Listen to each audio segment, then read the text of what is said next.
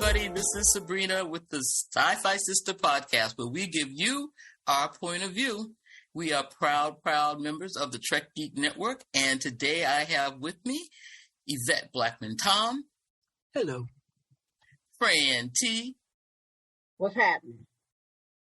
And we are missing our sister. Yes, we do not have all our sisters with me. So today we are missing Tamia, who is home tending to James. James, if you're listening, James. And we know who you are. Know you are. We know you are, brother. We get some good feelings and good vibes going back. We hope you recover from your back surgery soon. Tamia, I know you're taking care of a brother, and we miss you both, and we're sending you all of our love. So on with the show. So the show today is going to be a very special CPA type, nothing but numbers. No. Somebody said something in the last show of Discovering Trek. I was listening to Discovering Trek, Strange New Worlds, which was Mike Bovia and Yvette Blackman-Tom. And you guys did a great job breaking down Strange New Worlds. I enjoyed that a lot. That was a lot of fun. It sounded like it was. I was cracking up. It was good. And then Mike Bovia, hey, Mike, he said something that really got me thinking. He said, I think Strange New Worlds is the best first season ever. Even if you go and check out the other Star Trek shows, I bet you this one stands up to any of them. Do you remember that statement, Yvette? I do. I don't know. I don't know. I kind of say yes, and then I kind of say no, because it hasn't been it's not marinated enough to be the best. I don't know. I think, well, you'll see later. I've put mine together. You'll see where it kind of comes out there, but I don't know. And what do you think, Fran? Come just hearing that statement. Was it a statement? Well, it was a thought. Yeah. I'm a bit, my favorite show, as you all know, is all our favorite show is DS9. And I just think that people are going like ape crap over Strange New World because it's back to the episodic stuff going on. Exactly. Which they like, which they really like. And, people miss it. So therefore, they're going to be jumping up and down. Oh, this is this. And then, however, I think that's the reason why. It's episodic. Yeah. Basically episodic. Mm-hmm. There's some arches going on, but it's episodic, and that's what they like. And I think because it goes back to the original Enterprise too. I think that's got a lot to do with it. Yes.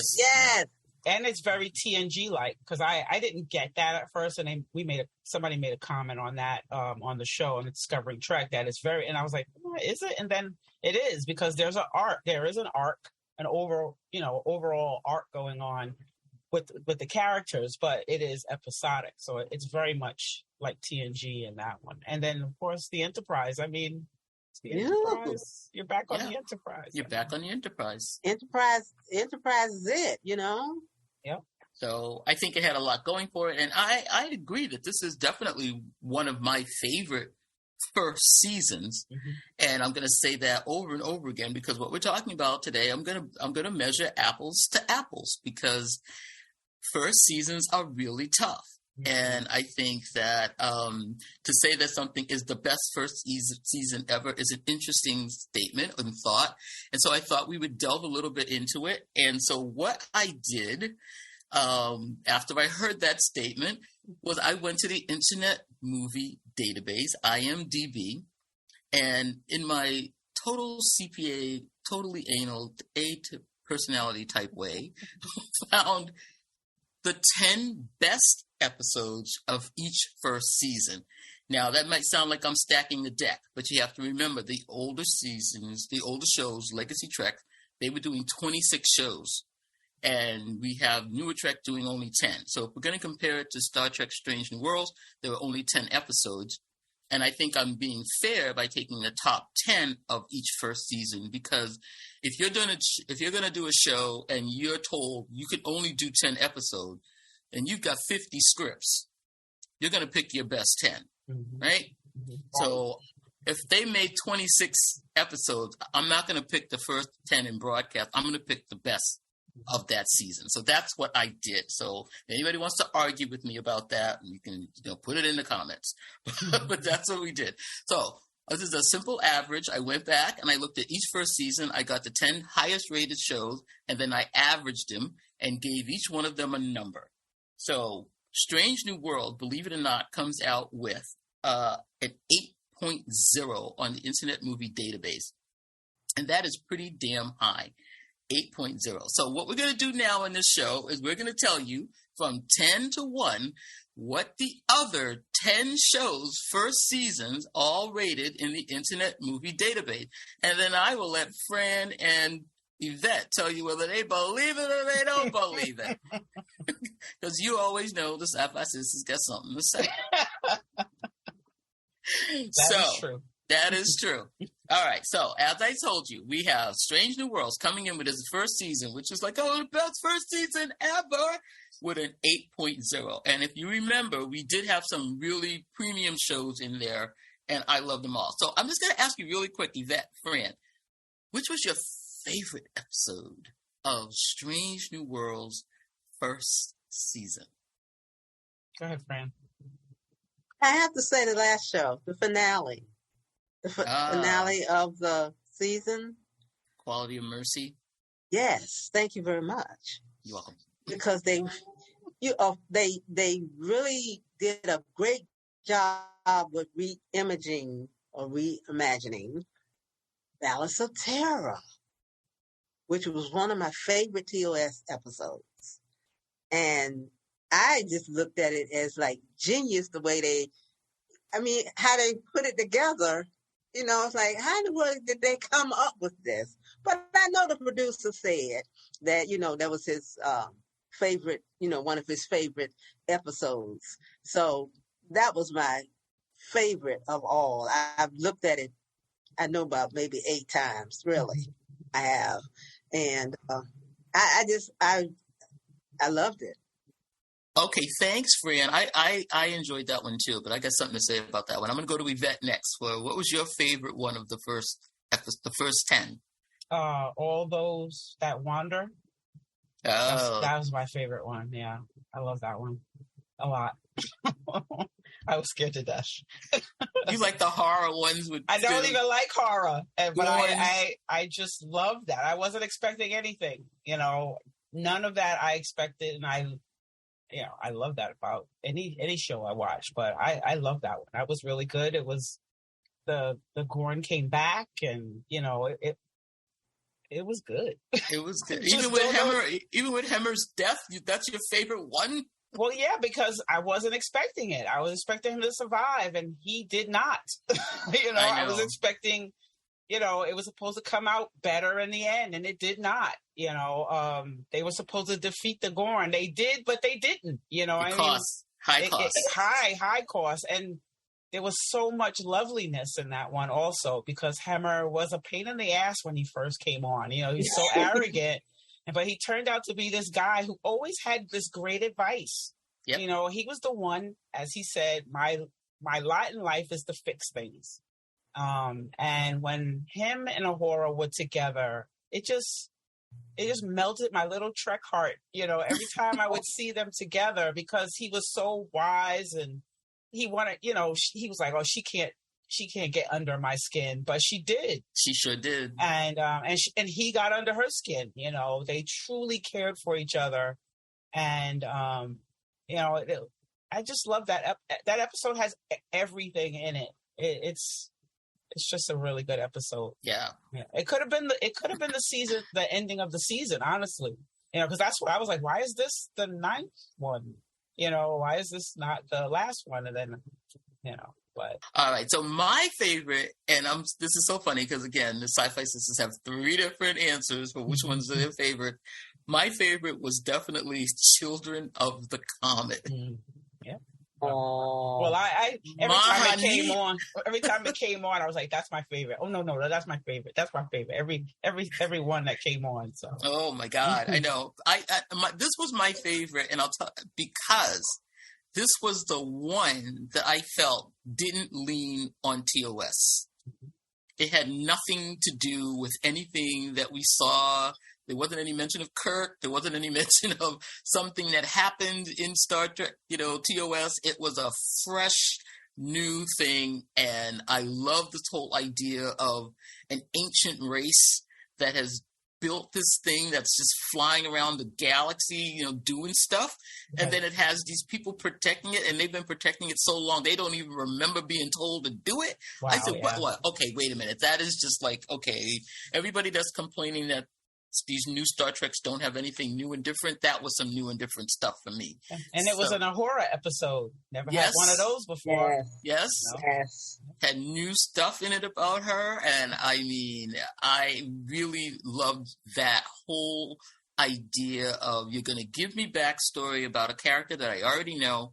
You're also going to give me backstories about new characters that I don't know. And you're giving me Spock in a way I haven't seen him. And I loved actually the rendering of the alien. I thought they did a great job. It wasn't CGI. And, if you haven't seen the short trek about how that was done, I wanted to just give them the Emmy right there. So that was my favorite. Okay, so we all love Strange New Worlds. Yes. And all of these things were our favorites. And I will tell you that, okay, I'm going to just give you one little thing here. Going through the IMDb ratings, there was one show that threw them off, that kind of wrecked it for them, which giving it the lowest rating of the season. And I cannot believe that this is the episode that got the lowest rating of the season. What series? The fantasy one? Was it the fantasy one? It was Strange New Worlds. Oh, the fantasy one. The fantasy one, Elysian Kingdom. Got I believe it. 6.1. I believe that was the lowest rating because there was a black king. Yeah, of course. And a black queen. That's right. And a black princess. Black princess. Just everybody just went off on it. Just I hate it. Blah, blah, blah. I loved it. It was my second favorite. I loved it. It was definitely my second favorite. Yeah, it was my second favorite. Okay, so we just wanted to get that off our chest, y'all. We love the Elysian Kingdom. Yes. Written by Benny Russell. Benny Russell. That's right. Loved it. All right. And so we're going to continue on now and give you the top 10. Now, based on the Internet Movie Database average ratings, number 10 of all the other series coming in at 6.9, Star Trek, the animated series. Poor little animated series doesn't get any love. And I will admit that I did not watch this. Yvette is laughing. People know this. I did not watch this. I was not a completist until I became a SyFy sister. And I was shamed into what? No, I wasn't shamed. How can you not be a completist? No, we had a marathon early in the SyFy sister life. I think it was, we did it one Sunday and we showed all of the animated New Year's Eve, all of the animated series. I think we should do that every year. Yeah, right. And I'm telling you, by the end of that thing, I was loving it. Now, if you have not seen the animated series, and I know it's getting a 6.9, but I think it is being sorely treated here. And as a matter of fact, it is the show that has the least amount of people that have rated it. Mm-hmm. So it only has about 7,000 people that even bothered to give it a rating. But go back and look at it because it is canon. We are hearing the voices of the original Trek people. That is William Shatner. It's Leonard Nimoy. It is the crew doing all the voices. It's Nichelle Nichols. Nichelle is in it. Yes. Oh, rest in peace, my queen. Yes. Nichelle is doing they're all doing the original. And Major Barrett. All there. Yeah. They're all there. And it also brings in the writers from TOS as well. So if you want to see any one of those episodes, if you're only going to see one, the one that you should see is probably Yesteryear, which is, again, Spock, time travel. He has to go back and figure out why he's not in the timeline. And it was written by D.C. Fontana. So, excellent. You don't have to watch anything else. Watch that one. And it is episode 2 of season 1. It's right there in the beginning. It is, that is the one. It's so funny. I remember when I was growing up and it would come on. and I wouldn't see it all the time, but every time it came on, it was that one. Was that one? So Yeah. I didn't know there were any others. I was like, is this the only one they have?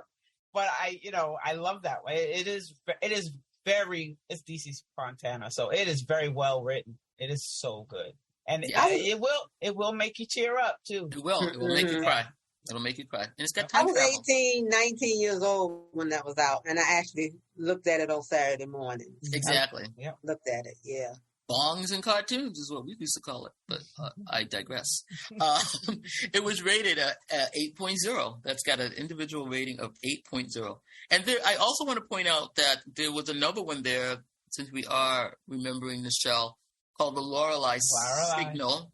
Yeah. And so check that one out. If the first one gets you, then you want more, go to the Lorelei Signal. This is one of the few times, or the only time, that Uhura takes the chair, and she is in command. And that one, I want to point out to you that, that one was written by Margaret Arman, and she also wrote The Gamesters of Triskelion. And so we've got a lot of real TSO Star Trek in the animated series. So don't poo-poo it. Go take a look. And I know it's getting rated here as number 10, but it's got a lot of competition. So, and there's tribbles too. More tribbles. What is it? More tribbles. More troubles. More tribbles. So that's a good series to go back and watch, especially if you've never seen it. Yeah, if you've never seen it, cut out some time and take a look at it. Yeah, more tribbles, more trouble. So that was number 10 at 6.9. So the next one, number 9 on the Internet Movie Database, best first seasons top 10 is at 7.3 Voyager. I agree. I do too. Me 3.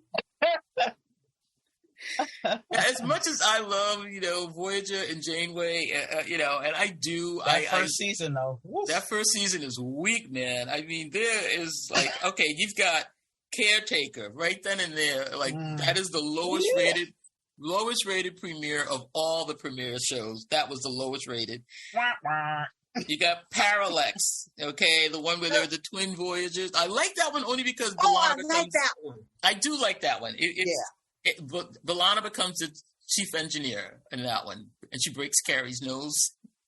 Oh my gosh, he should have left her alone. But there is a lot of techno babble and Janeway and B'Elanna, get into this stuff, and that was kind of cool. But then we have Time and Again, and we have the Phage. Oh my God, I love that one. The Phage. That was scary. It was. Yeah, that scares me. I don't like those people. I don't remember what they're called, but man, every time they thought about them, I was like, oh God, not them again. Oh, no, that was them again. Oh no, not them again. And then we got species 8275. They had some good aliens. Voyager brought in some good aliens. Original aliens. Definitely. Yeah. Oh, okay, because that one also has the episode Faces when the Vidian guy took that other guy's face off and put it on his face because he thought B'Elanna would like him better, and I was like, sweet baby Jesus. That's when it was two B'Elannas, right? Yeah. When they split her in half, the human and that was a good one. That's probably my second favorite. The Phage is my first one now. I don't know. We might have to rethink this one. No, but no, that's all there are. No. They have one more really good one in their first season. It was one of my favorite Voyager. No, Eye of the Needle. The one where they find the wormhole and then they get all excited and they have to go off to get to the wormhole. They gotta oh man, it's way over there. They gotta go over there and find the wormhole. Then they get to the wormhole and the wormhole is too small.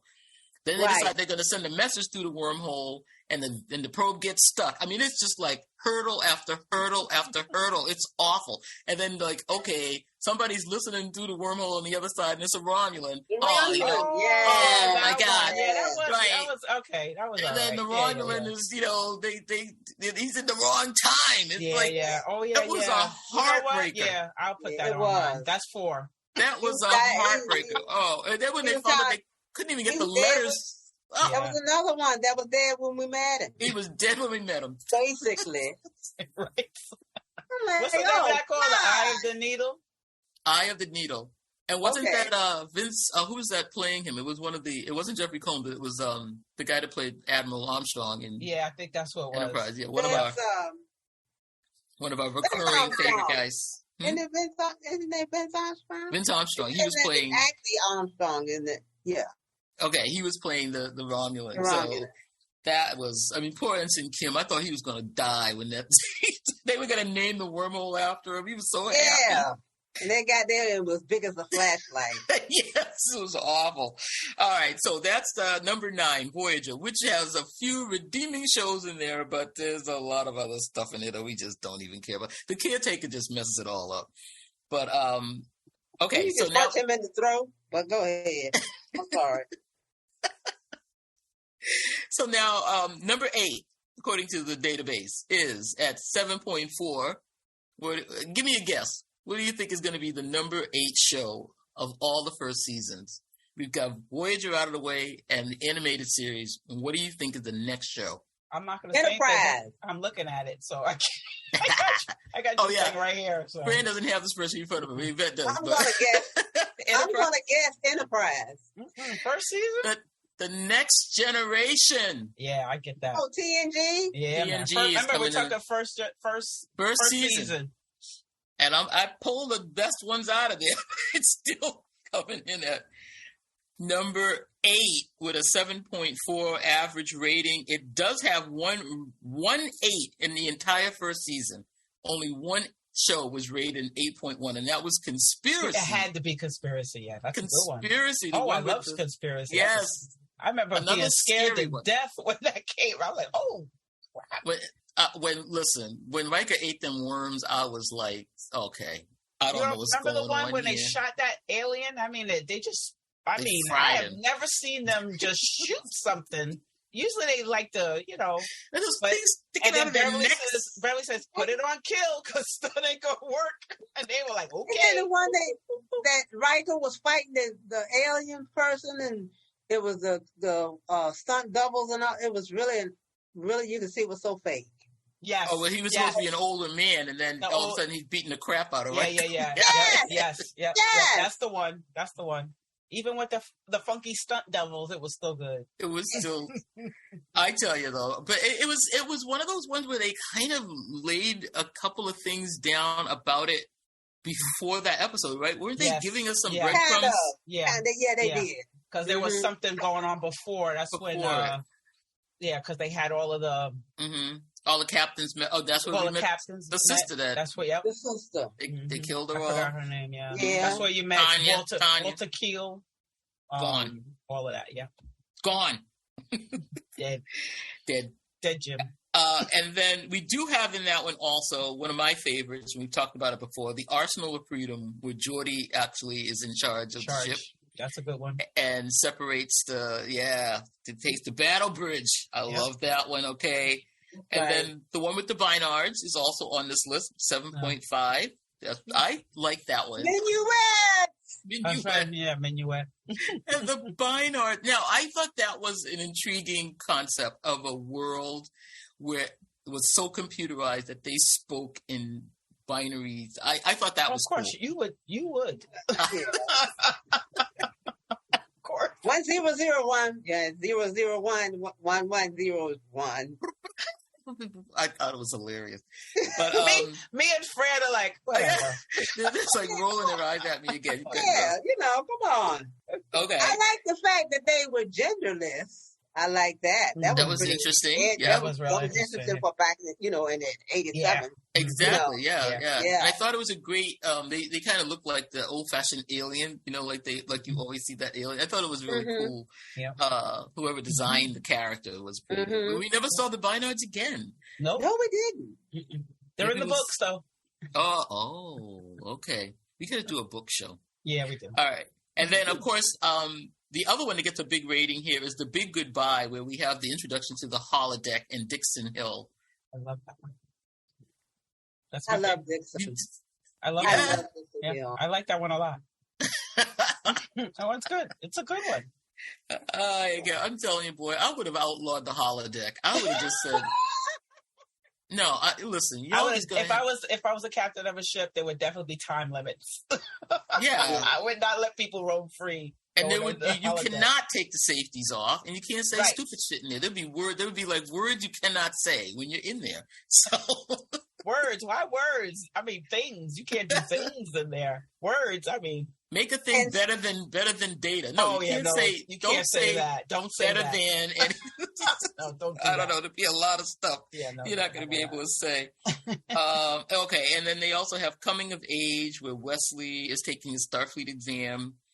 And the Neutral Zone, which was an interesting one, where they revived those three people. Yeah, I didn't know how that one got on here. It's not like that one.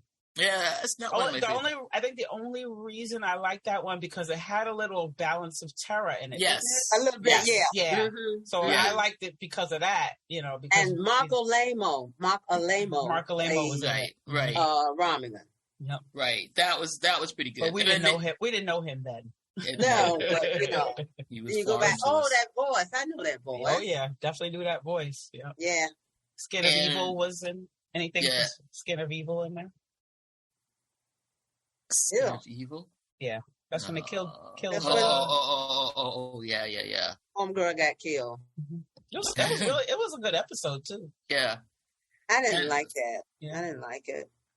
Well, and first season, TNG also gave us Data Lore, where we were introduced to Lore. And Noonien Singh. Yes. So there were some very good things in the first season, but it is a number 8. Okay, so coming in 7th position with a big 7.4, and I have two 7.4s because it goes out to another decimal point, but I didn't want to bore you with that. Please. Fran knows. So in the 7th position, we have Deep Space Nine, which Deep Space Nine, with the show where people are asking, do they need to watch the first 3 seasons? And we keep saying to them, yes, you need to watch the first 3 seasons. You do. If I have to watch it, you had to watch it. I still say this was a very good premiere. Emissary is a good premiere. I thought it was a great one too. Yeah, it's one of my favorites. I thought they hit the ground running. I did. Mm-hmm. Yes, it's got a 7.5 for its rating. Mm-hmm. It has really good episodes in season 1. Yep. I didn't realize season 1 only had 19 episodes though. It's a little short, yeah. But it has 19. It has one of the highest rated episodes ever in its first season with Duet. Mm-hmm. I knew it had to be Duet. Yeah. So that was unbelievable. It also introduced the wormhole to us. We have the space station. I mean, the Grand Nagus came in. We also had that crazy episode. It was past Babel. Yes. I loved that. Was a great Babel. one. I love Babel. Yeah. It was really good. Yep. I watched it this morning. Yeah, it was great. It was a great episode. It is. Captive Pursuit, where we had Tosk coming through. Tosk. I am Tosk. I would like to see Tosk again. Yeah, I would love to see him. I would love to see him again. Because you know my boy didn't get caught yet. I was so proud of O'Brien. Oh my gosh. I'm like, that's right. You help him. Forget these folks. You go ahead and help that guy. Yep. He did. I like that. Yeah, that was a good one. Dax was in that one. Dax. The episode Dax. That was a really interesting one. Yeah. That's the one where Jadzia is accused of a murder that Curzon was supposed to have committed. Supposed to have committed. Yeah, that was really something. And I didn't know where that was going. I was right. I thought every time I see it too, I can't remember the end. I honest to God, there was those episodes where you just get so into it. Yes. You're just not like, I know I've seen it, but not today.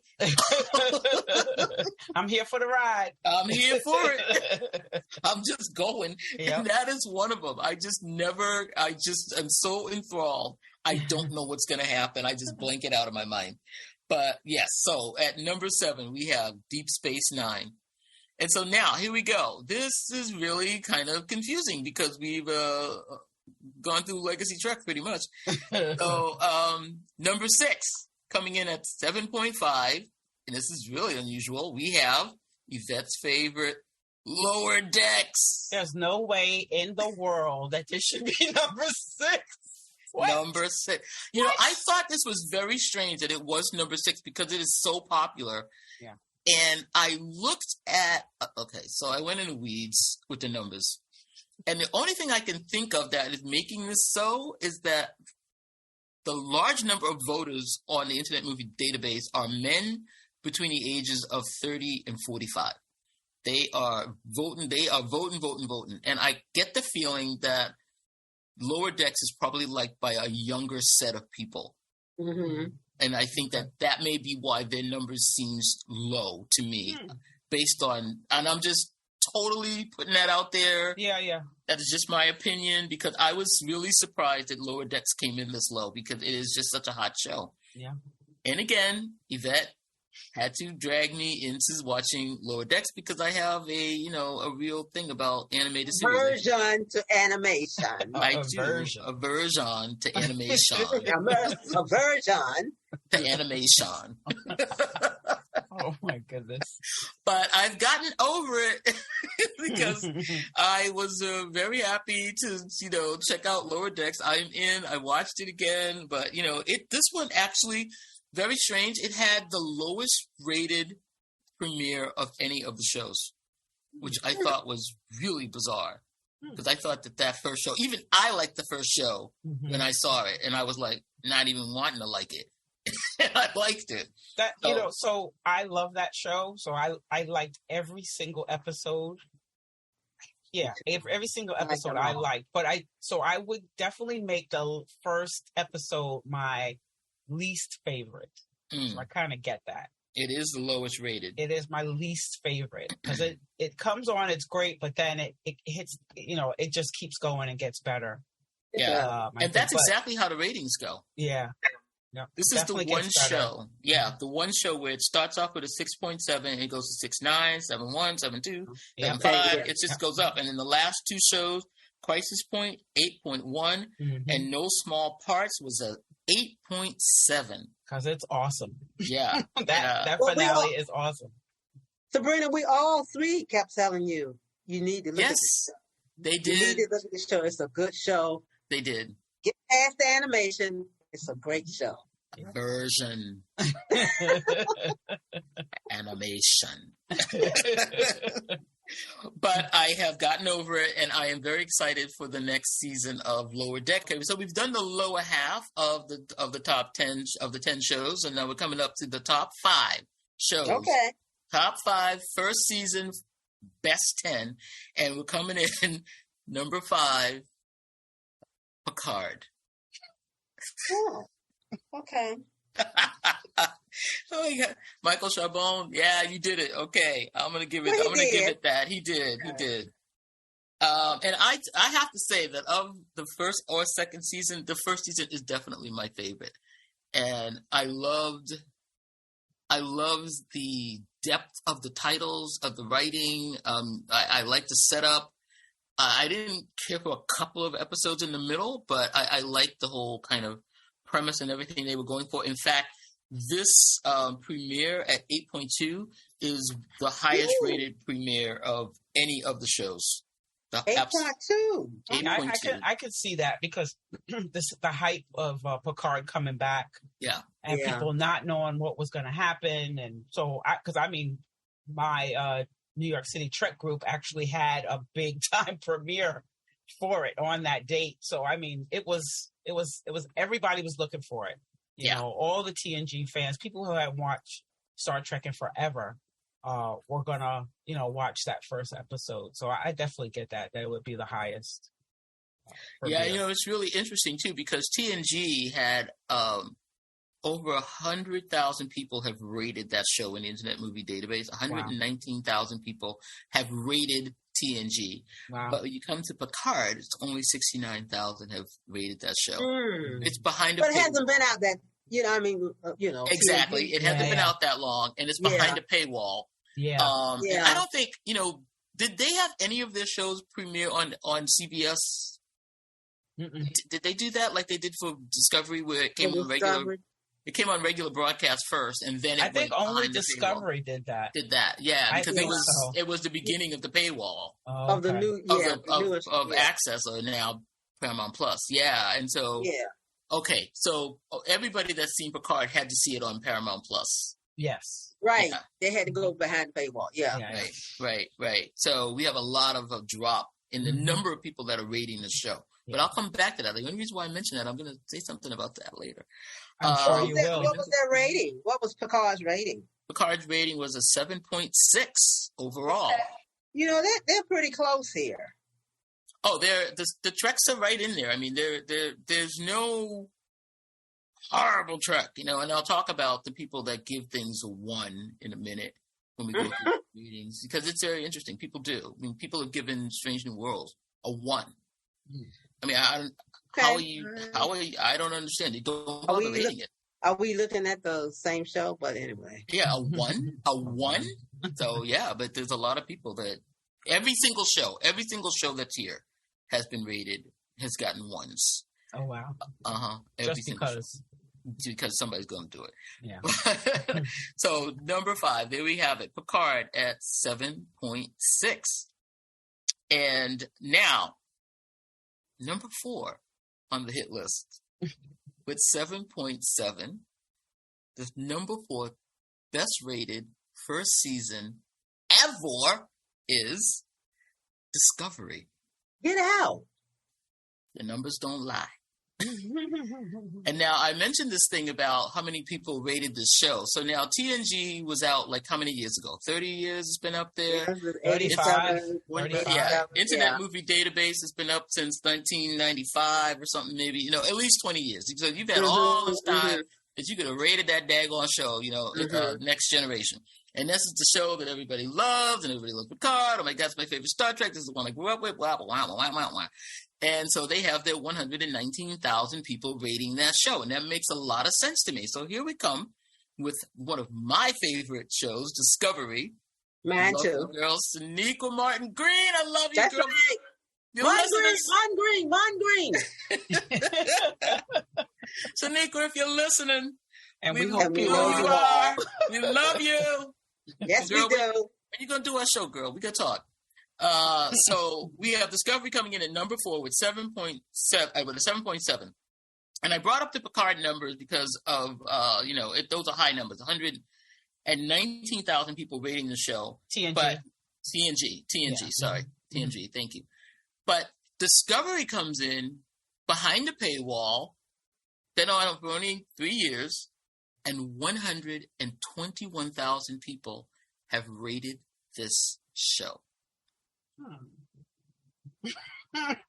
If you had some eyes on the sisters right now, there'll be 3 Google eyes going, what the 100? So now I'm just here to say that is just messing up the bell curve or whatever. Tell me about it. That makes no sense. A screw. It's totally, it's an outlier number there. Yeah. So for 121,000 people to come in and rate a show that's behind the paywall, that's only been on for 3 years, when the show that you loved got 119, I'm thinking there's something funny. Something. Something's up. And of course, the show has the absolute highest number of 1s ever. Of course. Yeah. Yep. And it is. And we know why. And we know why. Yeah. And the majority of people rating the show were men between the ages of 30 to 45.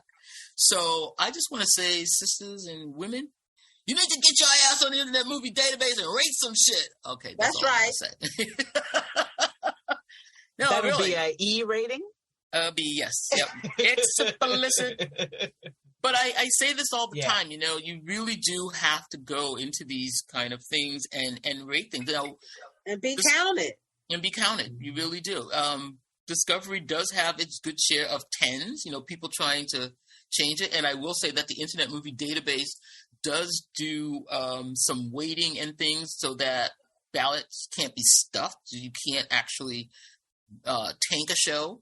But obviously with 121,000 people rating a show, that the next best rating is 119 for a show that's been on for 30 years, you know something is off with those numbers. Yeah. But it's still, but it persevered. Yes, it did. So, and this comes in at number 4 with the ones, even the ones probably pushed it up because it was a lot of people voting. So, you know, I think it took the average up. Exactly. A lot of people. Nanny, boo, boo.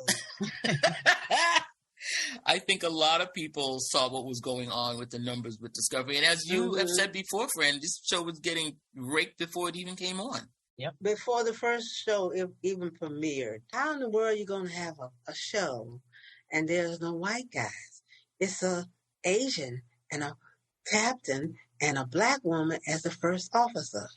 Who ever heard of such a thing? That's what they were saying.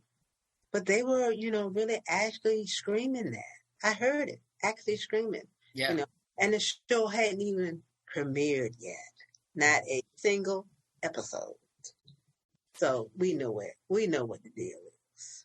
But this show, when you go into the individual episode ratings, and so which also says to me something. It says to me that people weren't watching the show. So the people that watched the episode and came back and rated the individual episodes, not just the show, and just said, it's a 1 overall rating. You can give an overall rating to a show, and you can tank it, and then you can rate the episode. Now, I'm going by episodes here. So it starts off with, of course, the Battle of the Binary Stars with a 7.4, and it goes to 7.6 for Context of Kings. Context is for King. Choose Your Pain, get to 7.3, 7.2, it keeps going. 7.9 for Into the Forest I Go.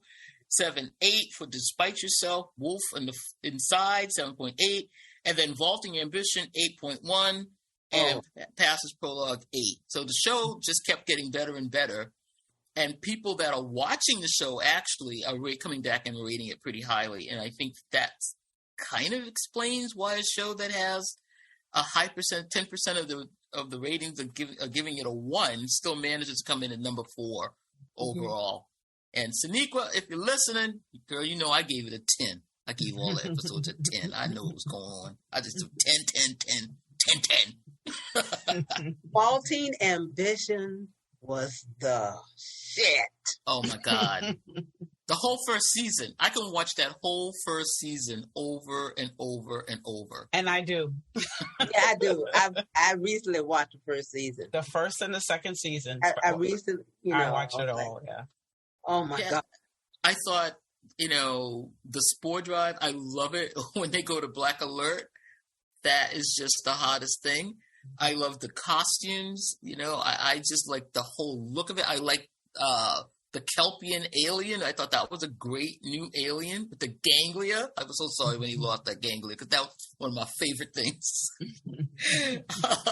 And I just thought it was a really great concept. I did not like, and I've said it over and over, and we've all said it, I don't know why they had to make her a mutineer. I don't know why that had to happen. But, once we got past that, and why they killed Giorgio off so fast, I was so heartbroken that we got rid of that character so fast. But other than those two things, that is just, I love every single thing about that first season. So, and then when you go back and look at it, you see, you catch, from the very beginning, when she goes into the ready room with Captain and the lights of them. They show us, and then they show us him in the mirror. They show us, and then you look back and say, how did we miss that? How did we miss that he was actually from the mirror universe?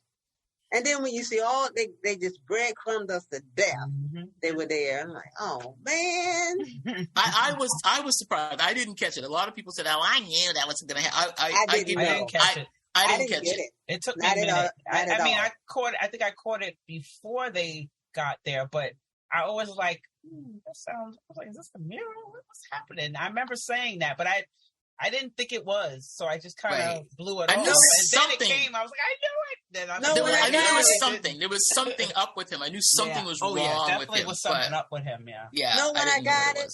What? I actually got, this is how late I got it. When he told the guy, when he said the guy's sister's name. That's when I was like, he's from Oh, that's what I got it. I didn't get it. I totally went over my head. Mm-hmm. Okay, do you want to see them bring back Prime Lorca?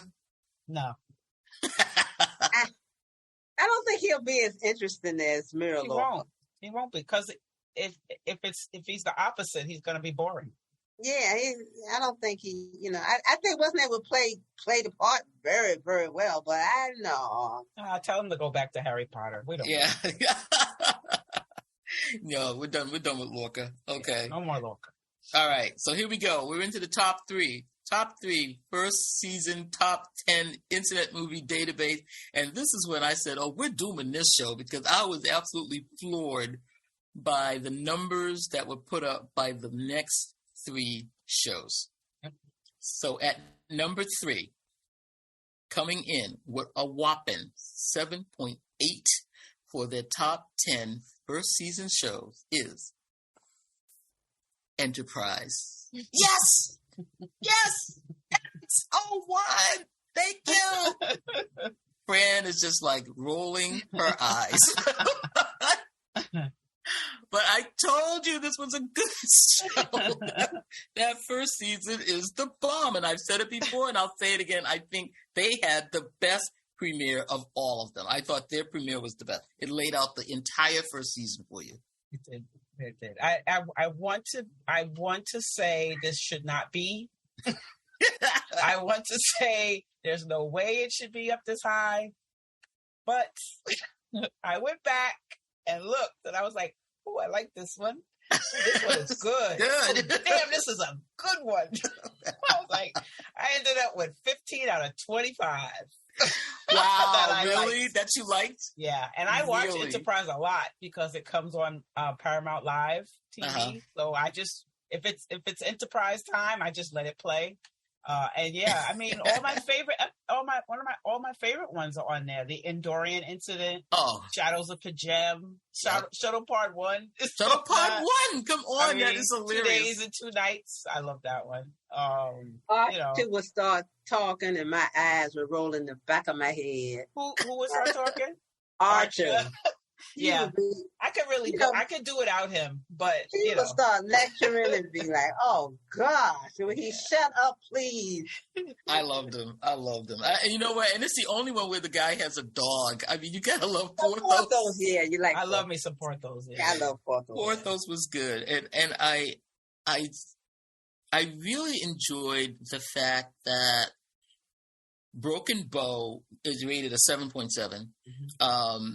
And I thought it was really a great one. And I understand that a lot of people didn't like the fact that they were making the Vulcans sort of the bad guys in this, but I thought it was fit perfectly. Yeah, I like that. I like that part because your Vulcans are arrogant, and they just because they made first contact, y'all just hold up your kids. You don't know what you're doing. Just let us lead you and all that. And I like that part. Yeah. And they played it up through the entire first season. I mean, and I like that they made this something really personal for Archer. He did not like them, and he didn't like them because they had what they'd done to his father. So this was another father-son relationship where we barely saw his father, but his father loomed over him a lot throughout. He spoke of him often, and I like that they did that for Archer. And I also really like. I hate the way they kind of treated T'Pol because it was a great character, and I like the dynamic between Archer and T'Pol. I hated when they tried to make it something sexual or, they were fooling around. We've talked about that on previous episodes of the Weave Tape, but if you strip that away, and they did pretty much after the first season, their relationship, especially when you compare it to like Spock and Pike, she also became someone that she would lay her life down for that captain. Mm-hmm. And she pretty much almost did a couple of times. She went to bat. Mm-hmm.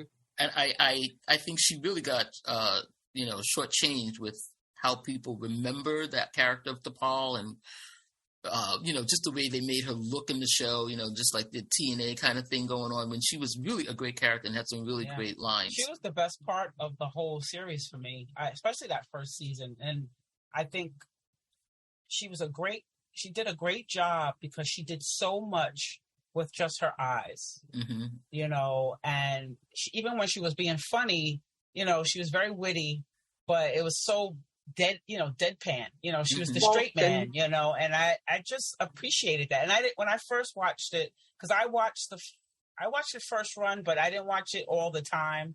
Right. So I would watch it here and there. But when I finally did my watch of Enterprise, I was like, yeah, this is really not too bad. And it gets better. I think it gets better as it goes on. But I didn't realize how good season 1 was. And it has 25 episodes, so you have a lot to pick through.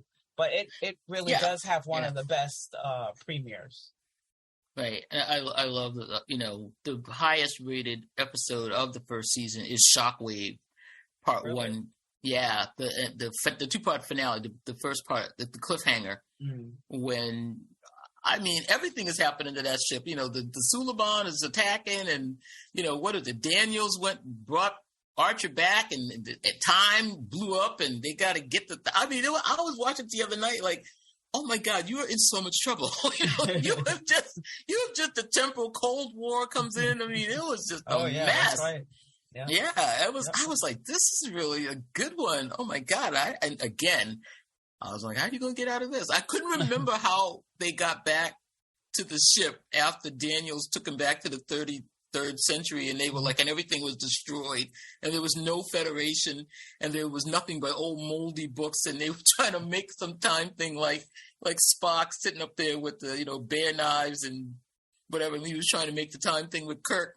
And then here's Daniels and Archer trying to hammer some stuff down and make a transporter or something. I thought, yeah, okay, no, it's not going to work. I don't know how you think this is going to work. But they did. I said, okie doke, whatever.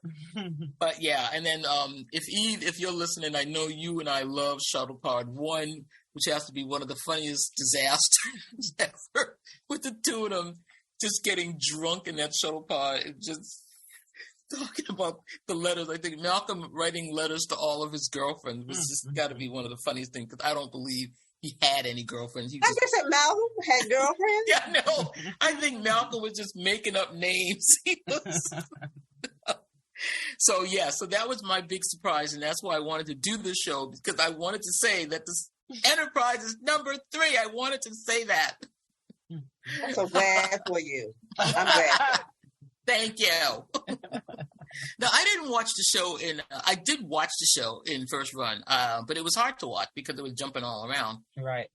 I did too, but I stopped. No, I kept on going. I watched all of it the first run, but I really started to like it when it was on streaming, and I was watching it on Amazon or whatever. And that's when I said, this show is a lot better than I remember it being. And sat down and really gave it the time to watch it. And I said, this is a really good show. And now I love it. I love Enterprise. That's my show now. Got it. It's okay. So they have the best for me. They have the best mirror episodes of all the series. Thank you. For me, that's a personal thing. I love the way they did it from the mirror point of view the whole time. I loved it. Yeah, you're going to go back to TOS. Now, that's the way to go back and get some mirror stuff. I mean, they brought in the Defiant and the Gorn. And there was another green shirt. Don't remember. Archer had on a green shirt. Come on. They just went full on mirror. So, as I say to everybody, if you're afraid of these Gorns over here in Strange New Worlds, you need to go back to Enterprise and watch a mirror Gorn. That was a mirror Gorn. He was worse. Oh my God! You would think he would have been a nice guy, right? Nope. That's true. Worse than worse. Yes. A mirror Gorn. That's like, I can't even think of that. Okay, so we're gonna get to the number 2 here, and this is this number 2 was the one that actually made Yvette and I do another little special show. Number 2 with another 7.8, but if you bring out those decimals, it won over Enterprise by a 0.1. Was Prodigy. Yes. Prodigy. Yes, the which little gem. Come on, you people. If you are not watching Prodigy, what is wrong with you? You need to go back. And this is from the person with an aversion to animation. Oh, yeah. It is a little gem. You hear me? It is. That is a very, well, we've said this already. It is just the smartest little show. And it's not little. It's just that it's on Nickelodeon. It's for kids. It's just a little gem. I mean, it's so smart. It's really smart. It is really not just for kids. That is right. I mean, yes, it is. It is targeted at kids, but you could sit there and watch that show, and I loved it. I mean, they got into some very heavy topics. And let's not forget the visuals. Oof. Yeah. It looks wonderful. Along with the topics. Yeah. And you get to, and my thing, I think we were talking about this, Sabrina, how in less than 30 minutes, they give you learn about the Federation, you learn about Starfleet, learn about the Prime Directive, First Contact. You know these things already. 10 episodes. 10 half-hour episodes. 10 half-hour episodes. Half-hour. They went through it. Yeah. And I think they had not the highest rated premiere, but I thought their premiere was one of the best ones because they created a world that we did not know at all. Right. Whereas all the other shows were starting from things that we knew that they did not have to explain to us. We were in Starfleet. There was Federation. There's a ship. There's a crew. Oh, yeah, I got it. Oh, yeah, maybe there's a station, but okay. Maybe the ship is lost, but okay. We knew what was going on.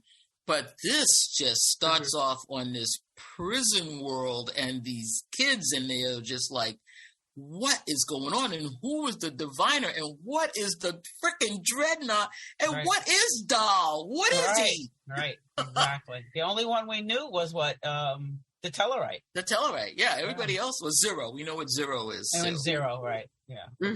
These new aliens, and I mean, I thought it was really weird because we were talking about this when they did the whole thing about the prisoners not being able to understand each other. Translators, universal, yeah. I said that is exactly what they did during slavery. Where they made did it, didn't they? Yep. They put Africans together from different tribes so that they could not communicate. Yep. And it just sent a shiver down my spine. I don't know whether they intended to, reference that little thing, but that's what hit me when I saw that first show. You did too, friend? Yeah. No communication. You can't. Nope. Yeah. So you're not going to join together and overthrow anyone or attempt to overthrow anyone because you can't even talk to anyone. Can't talk to anybody. You can't talk. I thought the diviner was rendered amazingly. That was a scary character, and the dreadnought, the dreadnought thing was the scariest thing I've seen. Yes, it is. I was like, this is for kids. Right. What? And come on, the Protostar. That is a hot. Yes. Two warp drives and an actual star. Got a star inside of it. Shut the front door. Left him in the dust. Oh my God. I love that ship. I love that. Got to the Delta Quadrant and back. Boom. In one season. Well, I'm sorry, 2 episodes? Yeah, 2 episodes. How long did it take you, Janeway? Get back there? 7 years. And you had some wormholes and warp conduits and shit. To Q. Yeah, Q. Everybody. Cass, Q. Right. Everybody had to help me get back. It took 7 years to get back that Alpha. Yep. Well, I'm telling you. But hologram Janeway going to make it back in 2 episodes. She sure did. Hologram. The only thing about the hologram thing, and I'm being superficial here, she got that awful bun that Janeway had in the beginning of Voyager. That's true. Yes, she does. And I'm like, oh, she got the bun. Oh, no. That's true. I didn't even think about the bun. She does. Well, that's the way she looked when she left for the Alpha Quadrant. Yeah. Yeah, I know, but I couldn't stand it. I was so glad when they changed her hair. I'm like, oh, yeah. All right. But I will say this has one of the best cliffhangers. What, Prodigy? Prodigy. Oh, yeah. Oh, yeah. Oh, my God. Yeah. Oh, my God. A season cliffhanger? I'm like, I mean, it's Borg. It's, I think it's Borg worthy. Yeah, I'm like, exactly. I need to know what the hell is going on, and why isn't anybody talking about this cliffhanger? I know we're so inundated with all this other. Everybody just want to run into Anson, and I love you, Anson. Anson, if you're listening, and we know you are, we love you, and we love Strange New World. But why isn't anybody talking about Prodigy? Yeah. That's right. Yeah. Anson. Come on. But anyway, yeah, I think, and I do, and I mentioned that I wanted Strange New Worlds to maybe not go back to TOS as much, but I didn't mind it when Prodigy did it because they did it so well that I loved it. And it was a purpose. There was a purpose in it going back because they're trying to explain, trying to give these kids, let them know what's going on. Everything has a purpose in that show, and I love that. Love that. Yeah. Even when they did to Time Amok, it wasn't that. They just kind of used the title from TOS, but they made their own show about it, and that has to be one of the best. It actually is one of the higher rated episodes with 8.2 Time Amok, and that if that didn't make you cry. Oof. I don't know. Rock Talk? Yeah. Rock Talk. Oh my gosh. I still want to know. When we found out that this big giant sounds like a little girl. I know, when the voice kicked in. And she's so smart. Wow. Wow. And how long? Because they didn't explain how long it took her to figure out what she figured.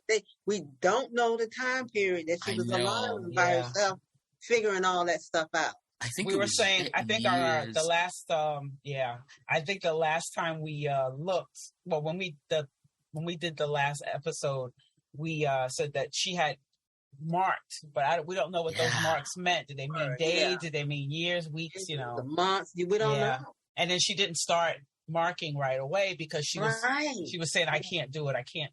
Right. And then, it took her a while. So I think everything about that is so relatable to kids.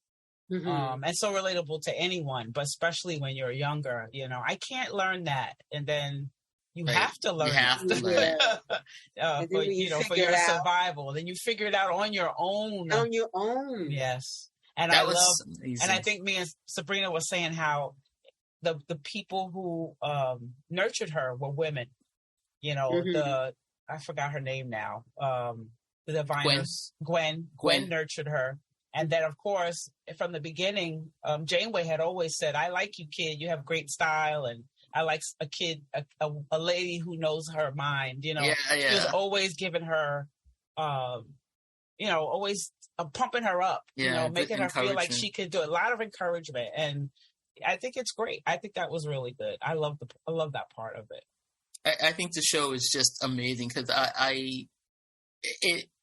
it has some of the hokiest lines in it, but not hokey, but just pure Star Trek love lines, when they said stuff like, it's a hopeless cause and we're going to go there and fix it because we're Starfleet. I was sitting here by myself going, yeah, we're Starfleet. And they got on uniforms. I love the uniforms. Yeah, uniforms were good. Oh, man, I was cheering. Yes, we're Starfleet and we're going to fix it. I loved it. I was right with them. And my absolute favorite one of this whole season was definitely Kobayashi. Yeah. Because I thought when they brought back, mustache, ears, earpiece, pointy ears, earpiece, and what was it? Oh, Odo was called Jelly Man. And Big Red. Was that the one you heard was on? Uh-huh. Yeah, he called it earpiece. Earpiece. And he was like, how many? We don't know how many times Dahl did. No, we don't. Because he did it. I mean, I thought the Tellarite was like, man, let it go. Right. But he did it. He did it until he figured it out. He did it until he got it done. And I mean, they brought the Ferengi in. We had the Yeah, it was just female amazing. Ferengi too, which I love that. Yes. Yeah, and she was just as petty as every other Ferengi. Sold him into slavery. I'm like, what in the world? Oh my God. Yeah. Yeah, okay. So if you're not watching Prodigy, you now know that SyFy sisters love them some Prodigy. Yes, definitely. Yep. And even the one that has an aversion. Animation. Prodigy at 7.8, coming in at number 2. Yes, the best first season, second best first season. And so that leaves us with just one show to go up against Strange New Worlds to make it. Is it a true statement by Mike Bovia that Strange New Worlds was the best first season ever? And so number 1, rated by the Internet Movie Database. With let's see, with 83,000 people coming into 83,000 voted for this one. 83,000 people voting for this one. It is TOS, yes, Star Trek, the original series, coming in at number 1 with a rating of 8.3, beating the first season of Strange New World. Wow. So, baby, don't tell me nothing. Bring on your Strange New World. Bring on whatever Star Trek you got. It is the captain, my captain, Jane Tiberius Kirk, baby. That's the one. I love you, Cisco. You know I do. But my captain was Captain Kirk, and this is the show, and all things go back to Star Trek. So if you've been laughing at TOS and you think it's hokey and crazy, I'm here to tell you it's number 1. It had the original. It had the most episodes of a first season too. Yeah, it did. It had 30. Was it 30? 29. Oh, 20. Okay. And the shows that are the highest rated in this one, I will name them because they are just amazing. Every single one of them. We got one 7.9, but every one of them comes in at an 8 or better, which is the only show that can do that. Yes, we have the Corbomite Maneuver at 8.0. Menagerie Part 1 at 8.2. Part 2 coming in at 8.1. Balance of Terror, your favorite friend. Yes. First season, 8.8 rating for that one. Oh, come on, y'all. God. Come on, really. Arena with a 7.9. Then we go right into Space Seed with 8.8. I mean, they just don't all the let classics. Yeah. Can you imagine if these had been like 1, 2, 3, 4, 5, 6, 7, 8, 9, 10? It would have been stupid. We would have been done. We would have been, I'm dead, Jim. Then we have A Taste of Armageddon, 8.8. Yes, oh my God. Mm-hmm. The Devil in the Dark with the Hoarder. The Hoarders. 8.3. Errand of Mercy, 8.1. And of course, we end up with City on the Edge of Forever with a 9.2. Wow. See, there you go. Yeah, because that's not really a Star Trek episode. I mean, it's a Star Trek episode, but it doesn't have to be. No, it can stand it's alone. Like The Visitor. It can stand alone as its own movie and nothing else before and nothing else after. You don't need to know nothing else. But yes, so I just wanted to let you know that the number 1 first season ever is TOS, and that makes sense because everything comes from that. Yep. I'm thinking that's their best season, though. Oh, it is. Well, yeah, I think it is their best season. I mean, it's 29 of them. Well, it's their best. Yeah, I think, Definitely. And the thing that's crazy about this is that most of them, and I don't know if this is true, when you read the credits, it says that Gene wrote most of these shows, just about every one of these top 10s that I just read to you. He does have a couple of people writing with him. And I think in second season, we might have more of DC. I'm not sure. Like I said, I'm only picking the 10 best out of that 29 episode season. So I don't know where the other ones are. But Gene Kuhn is in this one with him, too, because he comes in with Devil in the Dark and Errand of Mercy. And, of course, Harlan Ellison writing City on the Edge of Forever. Yeah. So, I mean, I think what it says to me, like looking at this with TOS coming in at number 1 and then all of the new Trek coming in, Prodigy, except for Enterprise, Discovery, Picard, Lower Decks coming in like boom, boom, boom, boom, boom right after. I think what we need to say is everybody just relax because these shows get better and better with age. like a fine wine. Oh, And you exactly. all hated the first seasons of all these other shows. You Sure all did. complained. You complained and you carried on and you said it wasn't going to be nothing and blah, blah, blah, blah, blah. And now you love it. And it's just going to be the same thing. So I think people are impatient with storytelling. You know, it's a hard thing to do to create a new world when you only have 10 episodes. Whereas Legacy Trek had, like we said, 26, 27 episodes in the first season.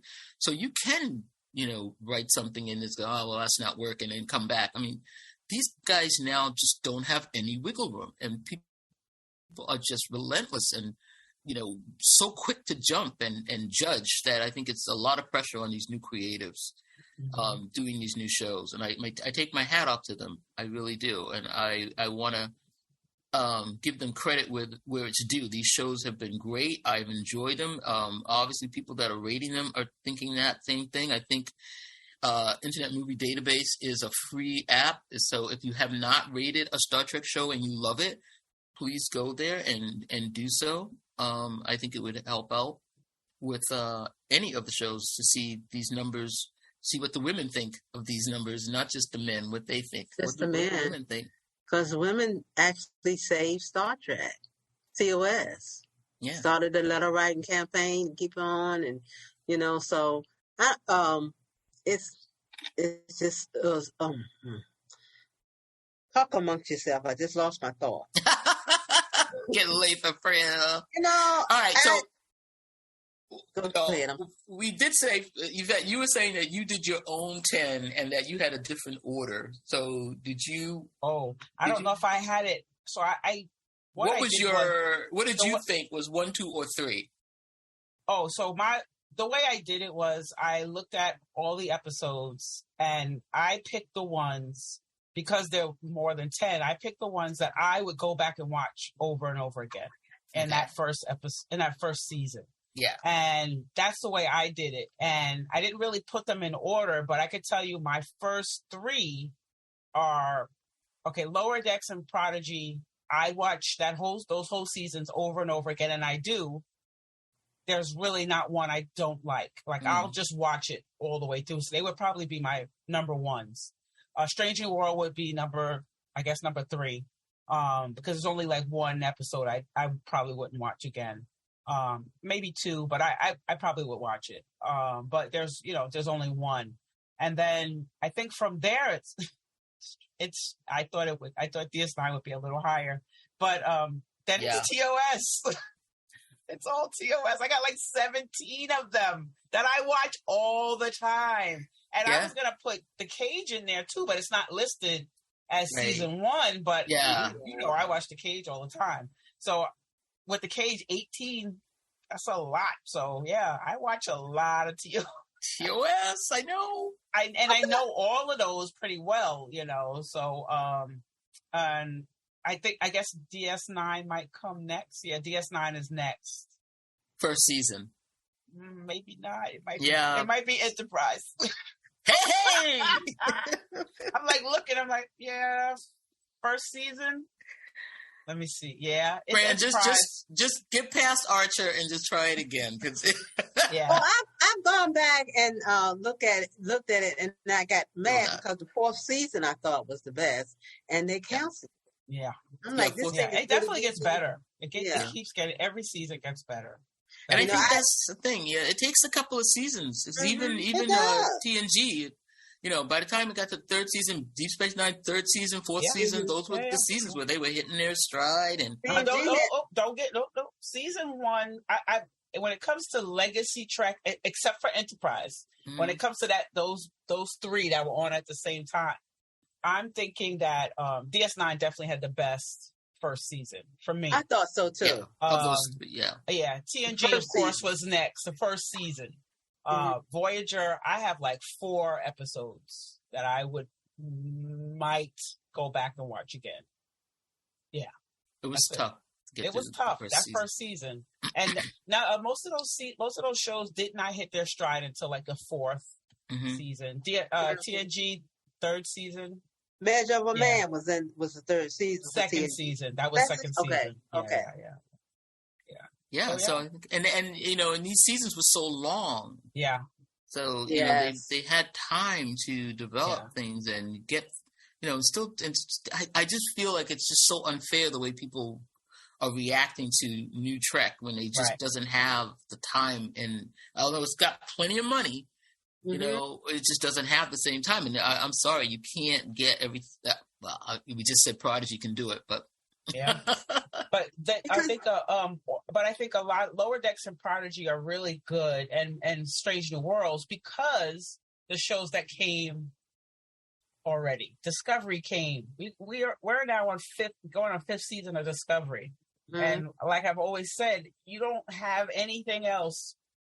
You know, you don't have all this new stuff if you don't have Discovery. So you get to make these new things and make it better because Discovery is there. You've had 4 already finished seasons. You know what works. You know what doesn't work.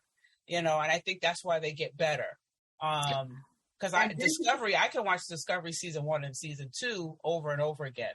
Over and over. And I do. And I think we said that it's like a fine wine. It gets better as it goes. As you keep moving on, you appreciate what was going on, because you know you're watching it week to week, you know, and then you're not really marinating in it yet, just like we do with TOS and TNG, DS9. You know, we've already marinated in all those episodes, and now we can just sit back and look at, you know, Discovery from the beginning, going, damn, that was good, wow, especially you know what's coming.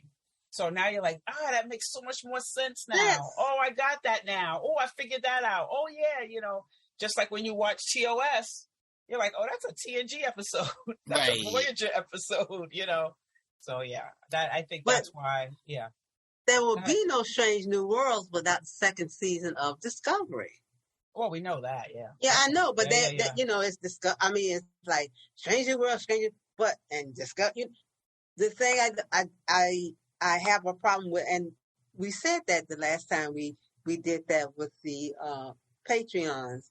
One of the ladies said, you know, I like the Strange New Worlds, but I think the comparison to Discovery is really unfair, because I don't get it when people have to put down one show to build up another show. Yeah. I'm not crazy about Enterprise, but I don't ever down it to say, oh, I like Disco because. But remember, they used to do that with TNG and DS9 when it was airing. You know, I remember that. You know how. I remember DS9 being, you know, it's not TNG. I'm not watching that because it's not TNG. Are they going to have TNG people on it? You know, I remember all of that. It was treated as a stepchild. Mm-hmm. And then even when Voyager came on, you know, there was more. It was always that pull, one show against another, and DS9 was always the one, you know, was on the back end. Yeah. But I think because of social media, you see it more. It's more prominent.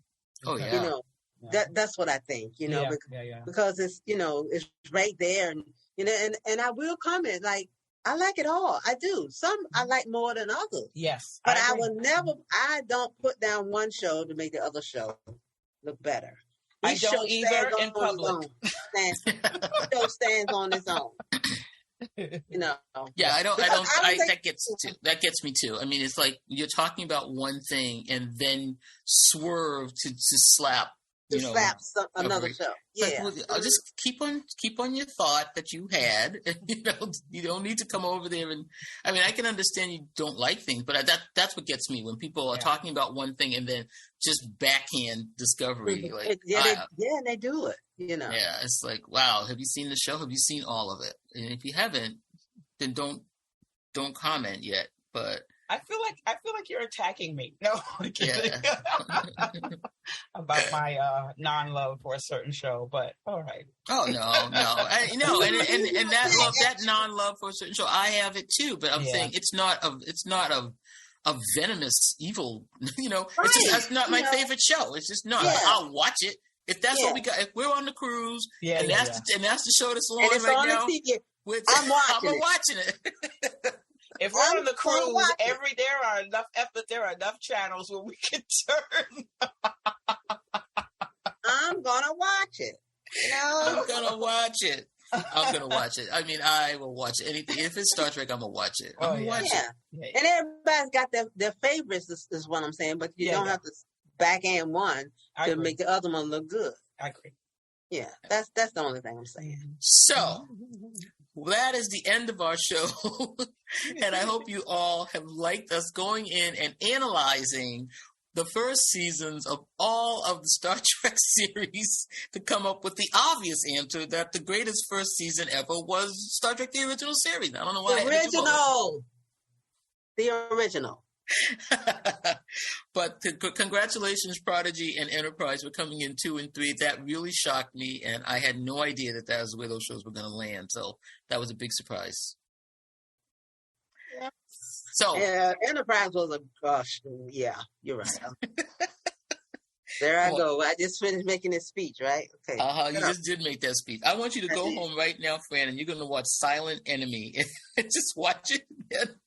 The best one ever. Silent Enemy. Silent Enemy. Enterprise. I'm gonna watch it when we turn off. We could turn off this mics, and I'm gonna go watch Silent Enemy because that is like one of my favorite ones. Yeah, they just come in there. Enterprise. First okay, season. I'll watch it. Silent Enemy. Watch it. Okay, call me up. Call me up. We'll watch it together. Okay. like we were little kids. Yeah. Let's look at it. Is it all? Oh no! Wait, Fran! Look what's happening, Fran! Look out! Look it. We're gonna do it. All right. So one thing I do want to do now that we've gone through all of these shows, I do want to thank everyone who has come on board as our new patrons and have supported us in our endeavor. We just kicked it off this month of July, and we want to thank everyone, all of you, for really showing us a lot of love. Well, that's our show. So Yvette, why don't you tell everybody where they can find us? You got it. You can find us at SyFysistas.com. That's SyFysistas.com. Join us on the mothership. That's MUTHASHIP. And the SyFy Sisters Book Club, both on Facebook. Download the Trek Geeks Network app, where you can find us and our family of podcasts on the Trek Geeks Network. On Instagram, syfy.sisters. And we are also on the Twitter at SyFy Sisters. Become a patron of SyFy Sisters today at patreon.com/SyFy Sisters. After listening to this podcast, please rate us and write a review. We may just read it on an upcoming episode. And I would like to give this month big old shorty shout out to our patrons: Sam Droke Dickinson, Stephanie Baker, Jamal Taylor, Scott Jensen, Ann Bradley, David Gregory, Sue K, Muhammad Noor, Ann Post, Sue Grunner, Emery Siegel, Luce R, Karen DeMar, David Balston, Eve England, Homer Frizzell, Timothy Baum, Ernesto Castagna, Leah Marcus, Howard Hogan, Darlena Blanders, Stephanie Dole, Marjorie Munez, and Kalia Zawacki. Thank you all. We really appreciate your help. And I'd like to also thank the baddest engineer that we have ever had, Dose the Anonymous One. You can find him at, oh my God. You can find Tavia! You can find him at Dose the Anonymous. You can find him at dosetheanonymous1 at gmail.com. You guys know how to spell anonymous. Right. He will be down in the credits if you really want to get your sound or music done. He is the best, and he is also now found as a freelancer on Upwork, so definitely check him out there too. Thank you so much, Dose, and I am signing us off for another show of the SyFy Sisters. Thanks, everybody. Peace, love, and hair grease. Bye-bye. Bye.